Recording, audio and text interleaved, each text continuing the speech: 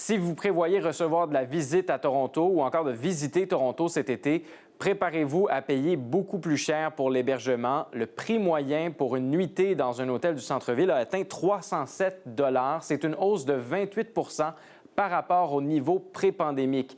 Et si vous pensez vous retourner vers des locations de type Airbnb, là aussi, on constate une hausse des prix de 50 par rapport à 2019 pour une moyenne de 200 $ la nuit. Alors, quelles options s'offrent à nous? Comment expliquer aussi cette flambée des prix? Yannick Lepage. Chaque été, des millions de touristes convergent vers Toronto pour profiter de son ambiance exaltante et de ses attractions touristiques. Mais une visite dans la ville reine est de moins en moins accessible pour ceux qui voyagent à petit budget. Et pour cause, l'hébergement est devenu pour plusieurs hors de prix. En regardant donc, les Airbnb, je me suis rendu compte que c'était très cher. Arrivée récemment à Toronto dans le but d'y trouver un emploi, Joséphine Messnier cherchait à louer un appartement sur la plateforme Airbnb avec sa mère pour une dizaine de jours. Mais à plus de 200 $ la nuit en moyenne, elles ont plutôt opté pour une auberge de jeunesse dans un quartier branché de Toronto. Good afternoon, Planet Traveller Hostel. Robin speaking. Si les prix sont plus raisonnables, on y troque cependant une partie de son confort. Moi, quand je pars en vacances, je regarde plus les hôtels. Là, je change d'avis parce que je trouve que c'est sympa. J'avais une petite appréhension, mais finalement, ça se passe plutôt bien.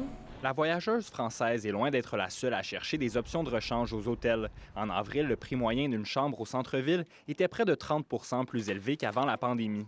Tous les prix sont en train d'augmenter. C'est une question de marché. Il y a une forte demande et puis il y a des problèmes de main-d'œuvre et puis il y a l'inflation en général. Tout ça, ça fait en sorte que les prix augmentent. Même son de cloche chez cet analyste.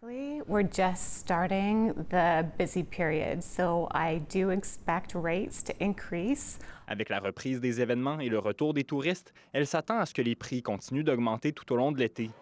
Porté par le Festival international du film de Toronto notamment, le prix de l'hébergement avait atteint un sommet en septembre dernier. Il fallait alors débourser près de 400 $ pour louer une chambre au centre-ville, là où le marché est dominé par les hôtels de luxe. Le coût de l'immobilier, encore une fois, est prohibitif dans ces villes, surtout pour les opérateurs d'hôtellerie à gamme moyenne ou à gamme plus basse.